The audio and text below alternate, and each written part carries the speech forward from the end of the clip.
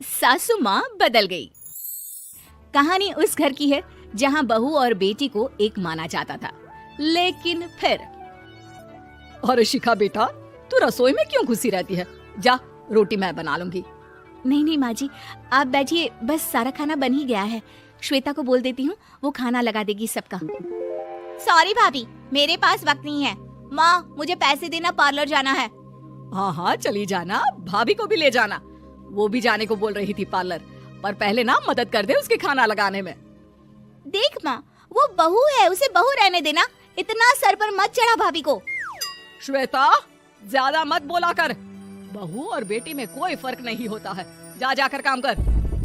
ननद को माँ का भाभी से इस तरह प्यार करना बिल्कुल अच्छा नहीं लगता। वो बार बार किसी न किसी तरह माँ को भाभी के खिलाफ भड़काती रहती, लेकिन कोई फायदा ना होता। एक रोज, अरे बेटे किशन, जा बहू को कहीं घुमा कर ला, सारा दिन घर में काम करती रहती है। हाँ माँ, हम लोग जा रहे हैं ना गोवा। अच्छा जी, भाभी ने तो हमें बताया भी नहीं। वैसे तो सारी पंचायत करती है, ये गोवा वाली बात क्यों छुपा गई हमसे? अरे क्योंकि उसे खुद नहीं पता था बहन। मुझे टिकट सस्ती मिल रही थी तो मैंने बुक कर दिया। हाँ शिखा, पैकिंग कर ले, संडे हम जा रहे हैं गोवा। दोपहर में शिखा पैकिंग कर रही थी कि सास आ जाती है। ये क्या बहू, साड़ियाँ? अरे गोवा जा रही है घूमने या फिर शादी में मायके हैं? माँ जी, ऐसा कुछ है ही नहीं, समझ में नहीं आ रहा क्या रखूं कपड़े में। अरे तेरी और श्वेता की साइज तो एक ही है, उसके कुछ मॉडर्न कपड़े ले ले, आकर लौटा देना। हाँ माँ जी, ये ठीक रहेगा। शिखा श्वेता के पास जाती है और उससे कपड़े मांगती है। ना जी ना, मैं अपने कपड़े ना दूं, वैसे भी फैल जाएंगे मेरे कपड़े, बहुत महंगे वाले हैं। शिखा मुंह लटकाकर कमरे में आ जाती है तो सास कहती है, चल तैयार हो जा, तुझे मैं शॉपिंग करा कर लाती हूँ गोवा की। बस फिर क्या था, सास बहू निकल जाते हैं मार्केट और एक से बढ़कर एक ड्रेस खरीद कर घर आते हैं। पहले बता देती कि नए कपड़े दिलाने वाली है भाभी को, तो मैं अपने ही दे देती ना भाभी को, मुझे दिला देती नए कपड़े। देख श्वेता, परिवार का मतलब सबके साथ रहना होता है, ना कि सिर्फ अपना सोचना।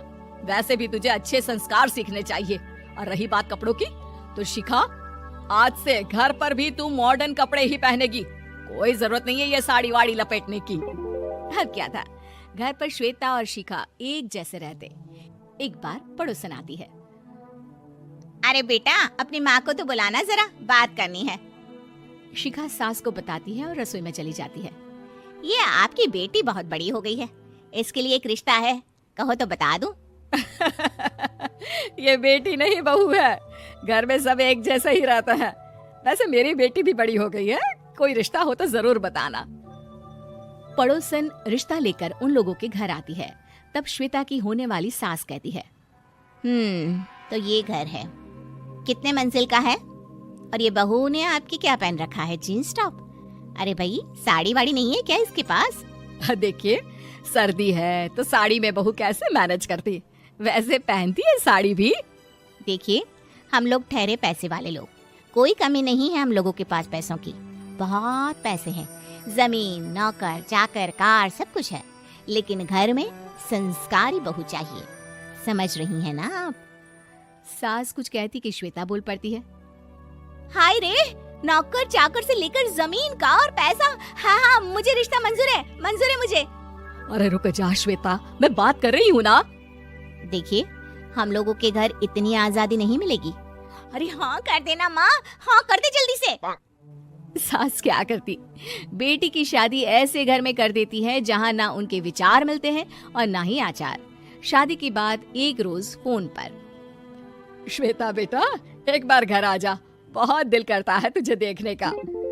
माँ, वो घर पर बहुत काम होता है, कैसे आऊँ? बड़ा घर है, लेकिन आने जाने वालों की लाइन ही लगी रहती है। बेटा, मैं तो जानती थी उस घर का हाल, लेकिन तू ही नहीं मान रही थी। माँ देख, हर घर का यही हाल है।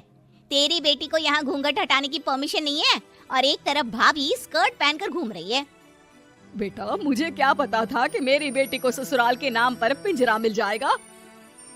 अच्छा माँ, फोन रखती हूँ, सास को गर्मा गर्म रोटी खिलानी है। तुम लोगों की तरह नहीं कि एक रोटी बनाओ, एक सब्जी बनाओ, फिर सारा दिन फ्री होकर घूमो। सास फोन तो रख देती है, लेकिन सोच में पड़ जाती है कि एक तरफ बेटी जिसे कोई आजादी नहीं, वहीं दूसरी तरफ बहू जिसे देखकर लगता ही नहीं कि उसकी शादी भी हुई है। अगले रोज। शिखा, अरे ओ शिखा। हाँ माँ, क्या हुआ? कुछ चाहिए आपको? मैं जिम जा रही थी। जिम के कपड़ों में बहू को देखकर सास को घूंघट में अपनी बेटी का ख्याल आता है। देख बहू, घर में बहू की तरह रहा कर। इतने टाइट कपड़े पहनकर जिम जाना पसंद नहीं मुझे। जा जाकर रोटी बना। रोटी? माँ, अभी तो शाम की 6 बजे हैं, इस वक्त रोटी? अब क्या मेरे खाने पीने पर भी पहरा है? अरे जब मर्जी तब मैं अपने घर में खा भी नहीं सकती क्या? बहू को अजीब लगता है। वो समझ नहीं पाती कि जो सास कल तक इतनी सपोर्टिव थी, उन्हें अचानक से क्या हो गया। वो किचन में जाती है, गरम रोटी के साथ 2 तरह की सब्जी, रायता, सलाद सब लेकर सास के पास आती है। माँ जी, खाना। इतना सारा खाना? राक्षस समझा है क्या मुझे? रोटी मांगी थी मैंने गर्मा गर्म बस। पर माँ जी, रोटी खाती किससे आप? सब्जी तो बनानी थी ना। अरे भूख मर गई मेरी तेरी बहस से। जा जाकर काम कर, अंदर पूरी रसोई साफ कर। बहू अंदर चली जाती है। थोड़ी देर में श्वेता घर आती है। अरे शिखा, जल्दी से चाय ला, पकवान बना, मेरी बेटी आई है। अरे नहीं नहीं माँ, ड्राइवर बाहर खड़ा है। मैं तो घर का कोई सामान खरीदने के बहाने यहाँ आ गई हूँ, मुझे जाना होगा। अरे बेटा, पर कितने दिनों बाद देख रही हूँ तुझे, रहने आ जाना 2-4 दिन के लिए। आ जाऊंगी माँ, जब मेरी सास मरेगी तब। मैं तो रोज मन्नत मानती हूँ कि मेरी सास मर जाए तो अच्छा है। अच्छा चल, जा रही हूँ माँ। हे भगवान, कैसे कैसे दिन देखने पड़ रहे हैं मेरी बेटी को। सास अंदर जाती है, जहाँ श्वेता की जिम वाली सहेली का फोन आया होता है। क्या बात है, आज जिम नहीं आई? अरे पता नहीं यार, आज माँ को क्या हो गया अचानक। पर खैर कोई नहीं, लगता नहीं कि मैं अब जिम आ पाऊंगी। शिखा स्पीकर पर बात कर रही थी, जिसे सास सुन रही थी।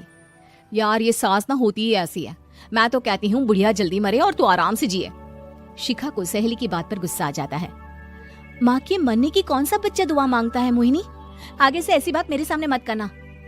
हमारे घर की शोभा ही माँ है। क्या हुआ जो थोड़ी शक्ति दिखा रही है? उसमें भी कोई ना कोई उनकी भलाई ही होगी। मैं तो कहती हूँ भगवान मेरे जैसी सास सबको दे, जो सिर्फ माँ की तरह है। सास वाली तो कोई बात ही नहीं है उनमें। सास ये बात सुन रही थी। उनकी आंख में आंसू आ जाते हैं कि क्यों वो बेटी की किस्मत में बहू को भी भागीदार बना रही थी। शिखा, अरे ओ शिखा, क्या हो गया? जिम नहीं जाना क्या?